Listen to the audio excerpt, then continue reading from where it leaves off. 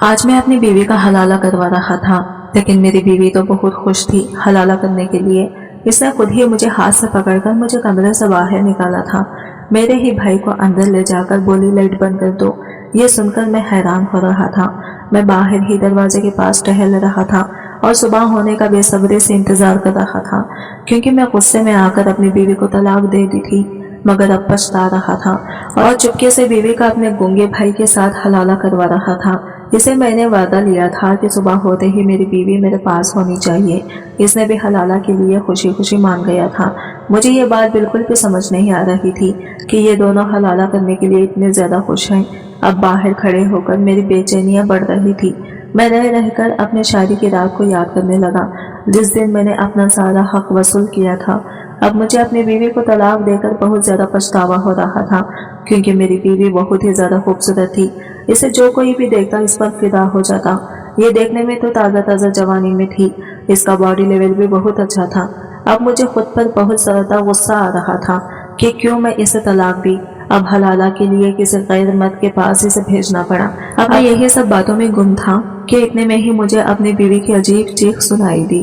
اس کی آوازیں سن کر مجھ سے برداشت نہیں ہو رہا تھا، اس لیے میں نے کھڑکی سے جھانک کر دیکھا تو میرے پورے کے پورے ہوش اڑ چکے تھے، کیونکہ میری بیوی بھائی کے اوپر بیٹھ کر اپنے دونوں فرا جلدی سے کھانا لاؤ، بہت بھوک لگی ہے۔ میں نے گھر میں داخل ہوتے ہی اپنی بیوی کو آواز دی تو وہ فوراً ہی الادین کی جن کی طرح حاضر ہو گئی۔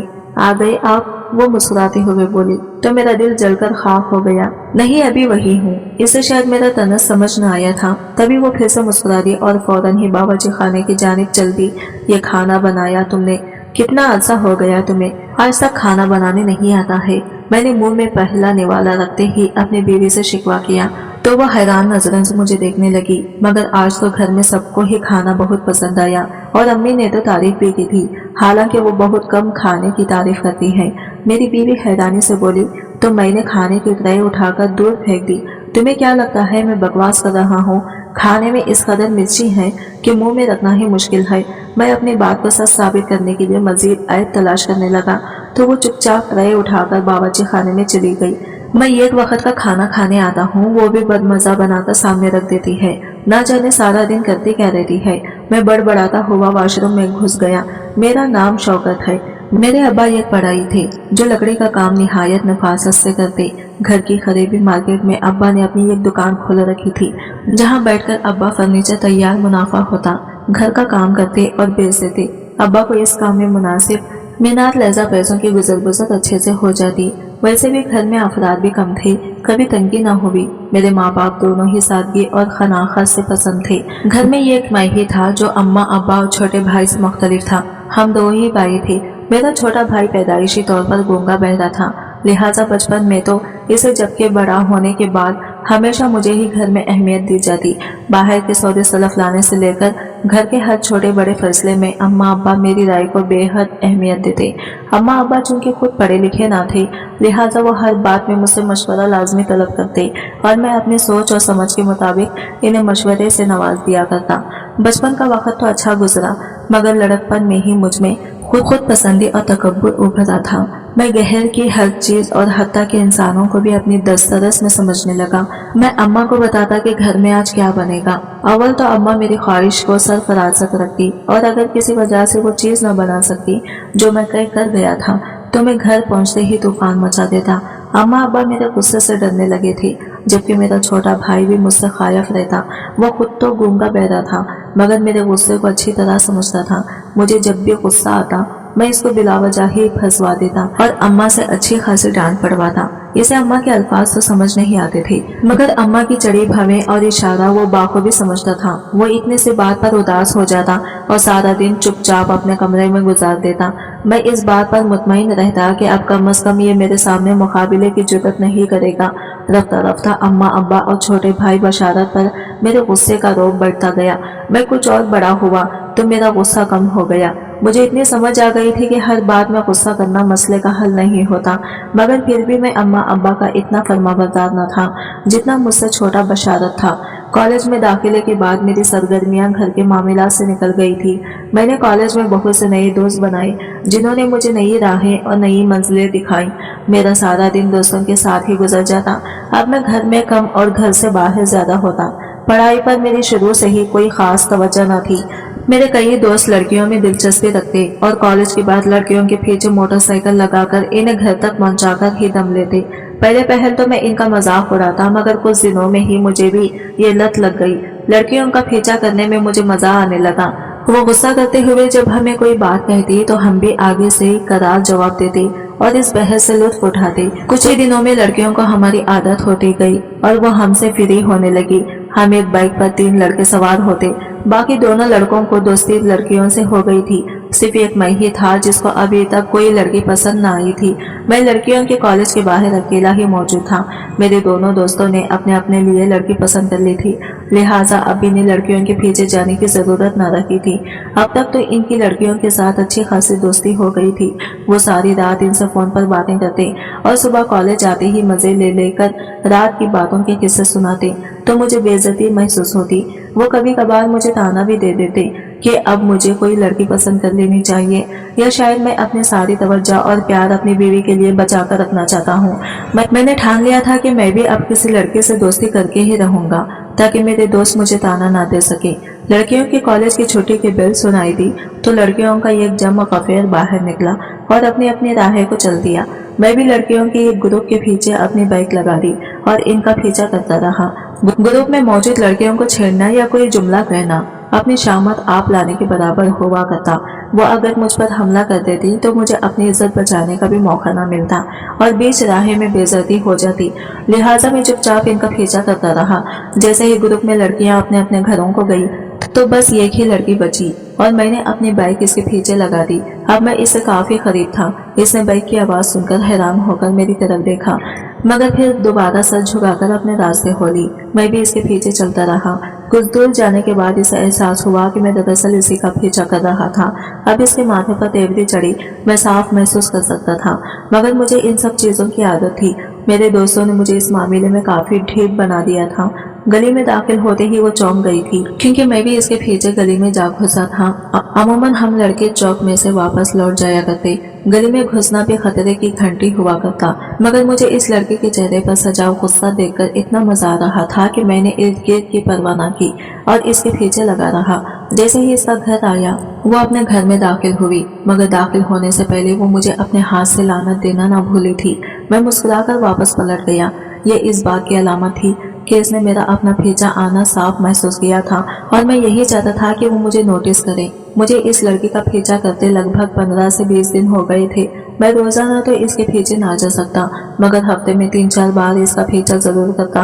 मगर अभी तक मुझे कुछ खास तरक्की ना मिली थी। वो अब पहले जितना गुस्सा ना करती, मगर फिर भी इसने मुझसे एक बार भी फ्री होने की कोशिश ना की थी। वैसे ये जुर्रत अभी तक मैं भी न कर पाया था। मैं ये चाहता था कि पहले वो खुद ही करे, या कम से कम वो मुझे बुरा भला ही कहे ताकि मुझे बात शुरू करने का मौका मिल सके, मगर इसने अभी तक मुझे कुछ न कहा था। वो चुपचाप अपनी राहें चलती रहती। ताहम इसके चेहरे की तासीरात देखकर मुझे इसके गुस्से का अंदाजा हो जाता। कभी कभार वो अपना रास्ता भी बदल लिया करती ताकि मैं इसके पीछे ना जा सकूं, मगर मैं इसको कहीं ना कहीं से ढूंढ ही लेता और नए रास्ते पर भी इसके पीछे चल पड़ता। मेरे लिए इतना ही बहुत था कि इसने अभी तक किसी से मैं बुरी शिकायत ना लगाई थी और इसके घर से इसके कोई भाई या बाप मुझे मारने के लिए ना आया था। मैं जानता था कि लड़कियों को मोम करने का क्या तरीका है। मेरे दोस्तों ने मुझे सब कुछ सिखा रखा था। मैं ये तभी जानता था कि इसका गुस्सा महज चंद दिनों का ही है। इसके बाद मेरी और इसकी दोस्ती होना यकीनी था। इम्तिहानात करीब आते जा रहे थे। मैं भी पढ़ाई में कुछ संजीदा हो गया। वैसे भी सारा साल न पढ़ने की वजह से इम्तिहानात में पढ़ना जरूरी था, वरना मैं फेल हो जाता तो कॉलेज के सभी दोस्तों के सामने मेरी कितनी बेइज्जती होती। इम्तिहानात की तैयारी के सिलसिले में कॉलेज से छुट्टियां कर दी गई और मैं घर में इम्तिहानात की तैयारी में मसरूफ हो गया। मेरे पर्चे कुछ खास तो ना हुए थे, मगर मुझे इतनी उम्मीद थी कि मैं पास हो जाऊंगा। इम्तिहानात से फरागत पाते ही मैं अपने दोस्तों के साथ शुमाली इलाका जाट के सैर करने के लिए चला गया। मैं तकरीबन 2 हफ्तों बाद लौटा था। मैं जो ही बैग उठाए घर में दाखिल हुआ तो दरवाजे से निकलते हुए मैं किसी से जाकर टकराया। मैं चूंकि इस टकरावे के लिए तैयार न था, लिहाजा मेरा बैग हाथ से छूटकर जमीन पर जा गिरा। میں نے اپنے سے ٹکرانے والے شخص کو دیکھا تو میں دیکھتا ہی رہ گیا۔ یہ تو وہی لڑکی تھی جس کا میں پیچھا کیا کرتا تھا۔ اگلے ہی لمحے اس کے چہرے پر پریشان سی کی تاثرات ابھر آئے تھے۔ وہ بھی مجھے پہچان گئی تھی۔ اس کے چہرے پر ناگواری میں صاف محسوس کر سکتا تھا۔ یقیناً اس کو میرا پیچھا کرنا اچھا نہ لگتا تھا۔ ظاہر سی بات ہے ابھی کون سا ہمارے درمیان دوستی ہو پائی تھی جو میں اس کو پسند آتا۔ وہ چپ چاپ دروازے سے باہر نکل گئی تو میں اپنا بیگ سنبھالتا اندر کی جانب بڑھ گیا۔ یہ کون تھی اماں؟ میں نے اماں سے سب سے پہلا سوال اس لڑکے کے بارے میں ہی کیا تھا۔ یہ فرحہ ہے، ہمارے محلے میں نئی آئی ہے، ابھی ان کو ایک ہفتہ ہی ہوا ہے۔ وہ جو گلی کے کونے والا مکان تعمیر ہو رہا تھا یہ اسی میں شفٹ ہوئے ہیں۔ اماں کی بات سن کر میں گھبرا گیا۔ اس نے اماں سے میری شکایت لگا دی تو کیا ہوگا؟ میں نے سوچ لیا تھا کہ جلد از جلد اس سے دوستی کر لوں گا تاکہ وہ کسی کو میرے بارے میں بتا نہ سکے۔ میں تو جیسے ہاتھ دھو کر فرح کے پیچھے پڑ گیا تھا۔ کالج کی وردی میں تو وہ مختلف لگا کرتی ہے جبکہ گھر کے لباس میں وہ بے حد پیاری لگتی۔ اس کی خوبصورتی کا اندازہ مجھے اب صحیح معنوں میں ہوا تھا۔ میں اسے دوستی کا خواہاں تھا جبکہ وہ ہر بار مجھ سے کنی کتراتی جاتی۔ وہ چونکہ 3 بہنیں ہی تھی اور ویسے بھی انہیں ابھی یہاں کے مارکیٹ کے بارے میں اتنا زیادہ اندازہ نہ تھا، لہٰذا وہ سودا سلف منگوانے کے لیے اکثر گھر چلی آتی۔ اماں ابا نے اسے کھلے دل سے پیشکش کر رکھی تھی کہ اسے جب بھی ضرورت پڑے بلا تکلیف چلی آئے۔ اکثر ابا گھر ہوتے ہوں تو وہ خود ہی اس کا مطلوبہ سامان خرید کر اس کے گھر پہنچا دیتے۔ بصورت دیگر وہ بشارت کو لیش بنا کر تھما دیتی اور وہ سامان لا دیا کرتا۔ میں نے فرح کو صاف صاف بتا دیا تھا کہ میں اسے پسند کرنے لگا ہوں۔ وہ میرے جذبات سن کر چپ رہ گئی۔ شاید اسے مجھ سے اتنی امید نہ تھی۔ میں یہ چاہتا تھا کہ وہ مجھے آوارہ لفنگا نہ سمجھے اور اسے معلوم ہو کہ میں دل میں اس کے لیے کس قدر جذبات اور احساسات رکھتا ہوں۔ مجھے نہیں معلوم تھا کہ میں یہ سب کیوں کر رہا تھا۔ شاید میں اس سے بے عزتی سے بچنا چاہتا تھا جو میری ہو سکتی تھی اگر فرح اماں یا بشارت کو میرے بارے میں بتا دیتی۔ فرح نے ابھی بھی میرے اقرار کا کوئی خاص جواب تو نہ دیا تھا، تاہم اب اس کے رویے میں کافی بہتری آئی تھی۔ مجھے اتنا یقین ہو گیا تھا کہ اب وہ میری شکایت کسی سے نہ لگائیں گی۔ ویسے بھی مجھے اس کے بارے میں یہ اندازہ ہو چکا تھا کہ وہ وقت گزاری یا دوستی کرنے والی لڑکی نہیں، وہ پختہ کردار کی مالک یا سمجھدار لڑکی تھی۔ میری تعلیم مکمل ہوئی تو میں نے پرائیویٹ اور سرکاری اداروں میں ہر جگہ اپنی نوکری کے لیے درخواستیں دے دی۔ میں ہمیشہ سے ہی نوکری کرنا چاہتا تھا، جبکہ بشارت اپنی تعلیم مکمل کرنے کے بعد ابا کی دکان پر جا کر بڑی کا کام سیکھنے لگا۔ ویسے بھی اس کو کون سا نوکری ملنی تھی، اس کے لیے یہی بہتر تھا کہ وہ کوئی ہنر سیکھ لے۔ میری تعلیمی ریکارڈ اتنے اچھے تو نہ تھے کہ مجھے کسی اچھی جگہ نوکری مل پاتی، مگر خوش قسمتی سے مجھے ایک دفتر میں سرکاری نوکری مل گئی تھی۔ نوکری کا اسکیل ابھی کم تھا مگر ترقی کے کافی موقع تھے۔ مجھے امید تھی کہ میں جلدی ہی اپنے آپ کو بہتر بنا کر اچھے اسکیل پر پہنچ جاؤں گا۔ اماں اور ابا دونوں ہی میری نوکری لگنے پر بے حد خوش تھے۔ اماں نے میرے سر پر صحرا سجانے کی ٹھان لی۔ ہر ماں کی طرح اماں کے بھی خوب ارمان تھے۔ ظاہر ہے میری شادی کے موقع پر میری اہمیت اور رائے کو مد نظر رکھا جاتا تھا، لہٰذا اماں نے سب سے پہلے مجھ سے ہی پوچھا کہ مجھے کس قسم کی لڑکی چاہیے۔ میں نے اماں کو عادت و خصائل بتانے سے بہتر لڑکی کا نام بتانا ہی بہتر سمجھا۔ میں نے فرح کا نام لیا تو اماں چپ ہوئی۔ کیا کہیں فرح پسند ہے؟ میں اس سے شادی کرنا چاہتا ہوں۔ اماں جانتی تھی کہ میں کبھی ایسی لاوارث لڑکی سے شادی کے لیے راضی نہ ہوں گا۔ میرے لیے کردار کی مضبوطی بے حد ضروری تھی اور فرح کی کردار کی پختگی کا میں خود گواہ تھا۔ اماں نے چپ چاپ اس بات میں سر ہلا دیا۔ میں تمہارے ابا سے بات کروں گا، پھر تمہیں بتاؤں گی کہ میں جانتا تھا کہ ابا کو بھی رشتے پر کوئی اعتراض نہ ہوگا، کیونکہ ابا نے ہمیشہ فرح کو اپنی بیٹیوں کی طرح ہی سمجھا تھا۔ دلہن بن کر فرح پر بے حد روپ آیا تھا۔ وہ تو سادگی میں ہی قیامت ڈھاٹی تھی، جبکہ میک اپ کے ساتھ اس کا حسن دیکھنے کے لائق تھا۔ میں ٹکتی باندھے اسے دیکھتا رہا۔ مجھے اپنی قسمت پر یقین نہ آ رہا تھا۔ میں نے نوکری کی خواہش کی تو فوراً ہی میری نوکری لگ گئی اور جس لڑکی کو پسند کی وہ میری دسترس میں آ گئی۔ مجھے اپنے آپ پر مزید غرور ہونے لگا۔ مجھ میں کس چیز کی کمی تھی؟ میں شکل و صورت کا بھی اچھا تھا، جبکہ اب تو سرکاری نوکری رکھتا تھا اور اپنے ماں باپ کا لائق فائق بچہ تھا۔ کم از کم اپنے گونگے بھائی سے تو بہتر ہی تھا جو کچھ بھی کرنے کے قابل نہ تھا۔ فرحہ نے میری زندگی کو آ کر مکمل کر دیا۔ میں اس کو پا کر بہت خوش تھا، مگر یہ خوشی کچھ دنوں کی ہی ثابت ہوئی۔ میں اپنے غرور تکبر میں ڈوبا ہوا شخص جلدی ہی فرح سے اکتا گیا۔ وہ اچھی بیویوں کے تمام فرائض نبھاتی، مگر میں اسے چڑھنے لگا کیونکہ وہ بالکل ایک گھریلو عورت تھی۔ نہ تو اس میں کوئی شوخی تھی اور نہ ہی کوئی شرارت۔ وہ سنجیدہ مزاج کی حامل ایک لڑکی تھی جو مجھے زیادہ عرصے تک خوش نہ رکھ پائی۔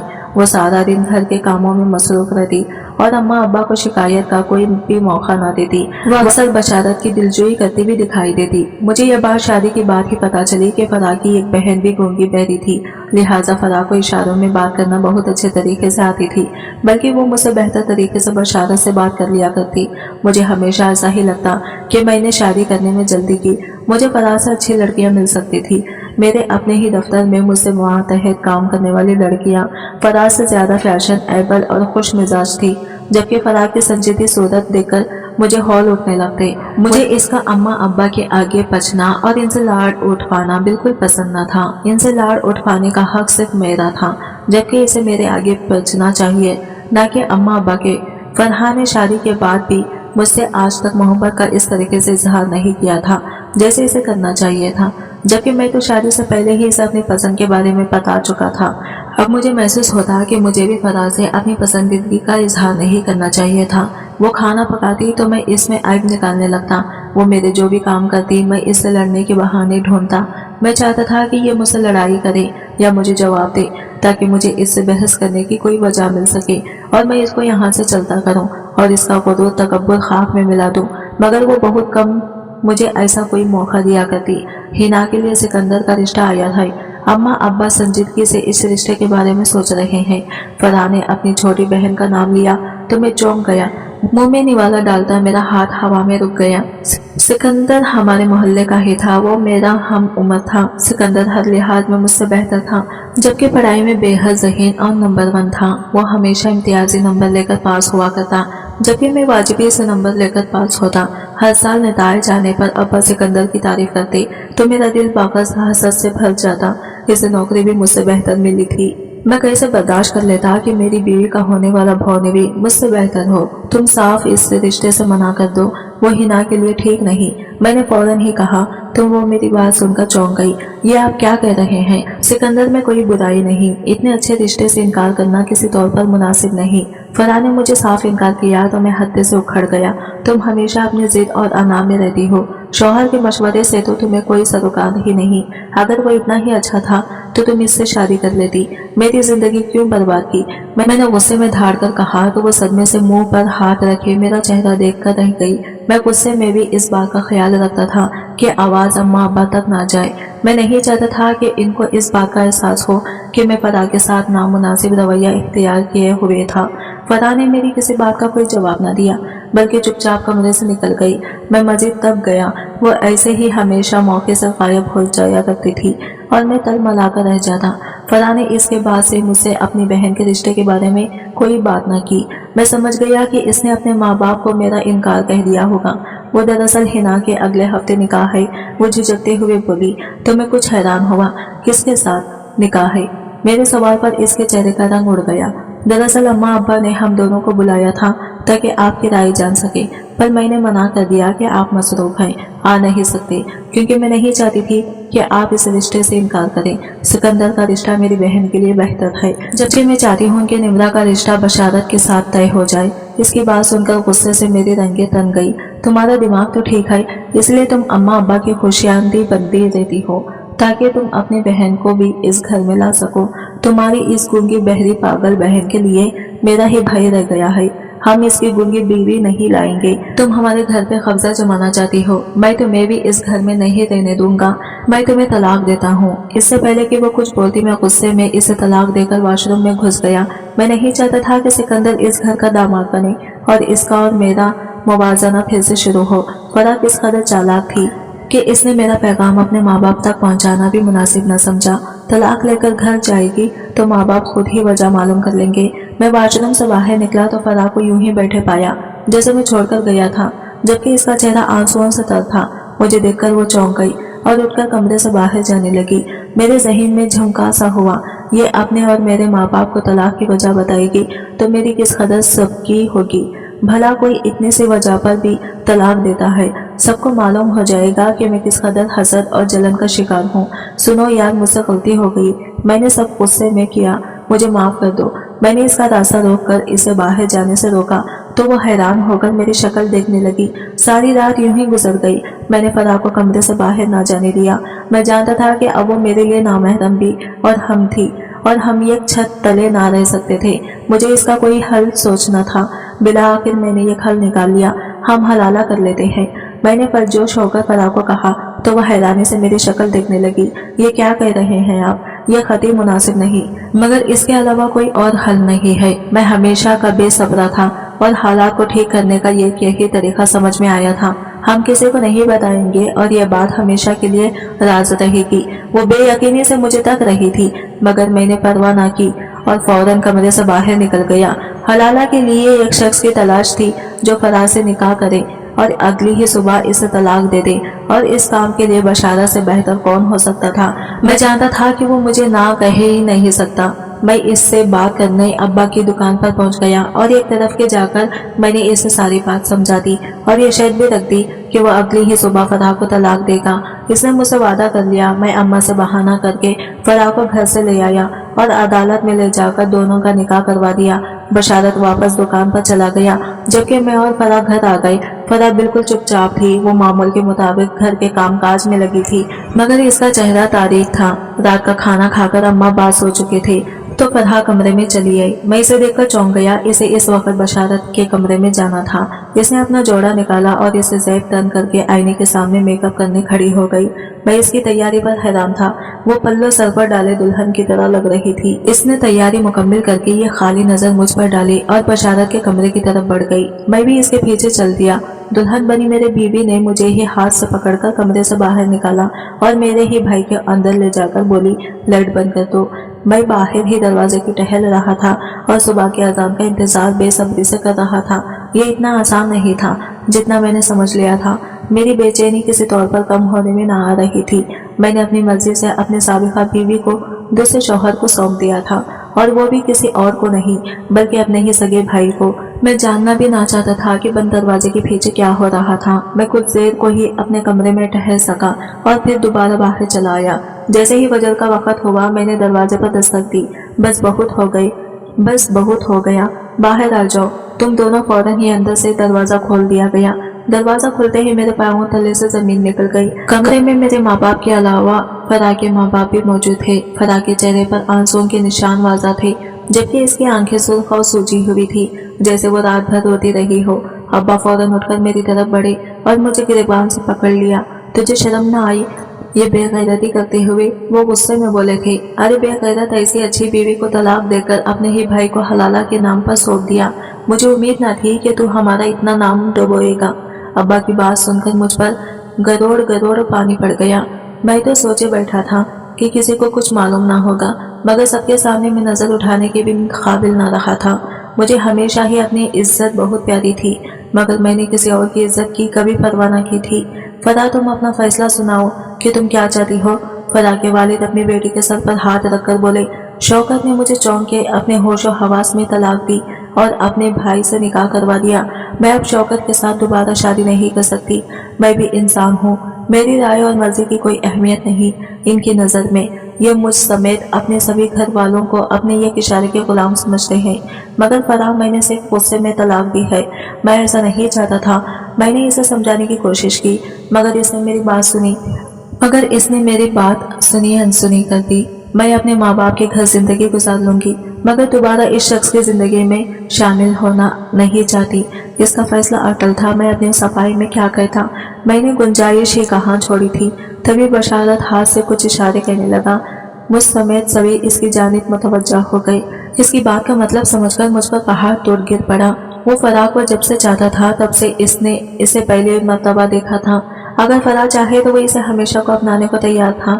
میں حیران نظروں سے بشارت کی محبت کی داستان سن رہا تھا۔ اماں بھی یہ بات جانتی تھی، مگر جب میں نے فرا کا نام لیا تو اماں خاموش ہو گئی۔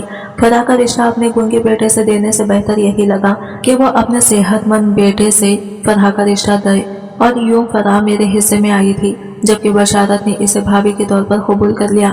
اب بشارت اسے اپنی بیوی کے طور پر اپنانے کو تیار تھا۔ تم اس قابل ہو بھی نہیں کہ تمہیں دوسرا موقع دیا جائے۔ فرا کے باپ نے حقارت سے میری جانب دیکھا اور اپنی بیٹی کے سر پر ہاتھ رکھ کر چل دیا۔ تم اس گھر سے اپنا سامان لے کر جا سکتے ہو، ہم اپنے چھوٹے بیٹے کے ساتھ زیادہ خوش رہ سکتے ہیں۔ ابا کے الفاظ مجھ پر بجلی بن کر گرے۔ میری خود پسندی اور تکبر کا انجام میرے سامنے تھا۔ میرے ماں باپ بھی مجھ سے دور تھے، मेरा दोगला चेहरा सबके सामने आयान हो गया था। मैं शिकस्ता कदमों से बाहर की जानिब चल दिया। मैं दोबारा फराह को अपनी शक्ल दिखाने के काबिल रहा भी कब था। आज की वीडियो कहानी आपको कैसी लगी कमेंट करके जरूर बताइएगा, और वीडियो अच्छी लगी है तो लाइक शेयर जरूर कीजिएगा। हमारे चैनल को सब्सक्राइब करें फ्रेंड्स। मिलते हैं अगले वीडियो के साथ, तब तक के लिए बाय बाय, टेक केयर, अल्लाह हाफिज़।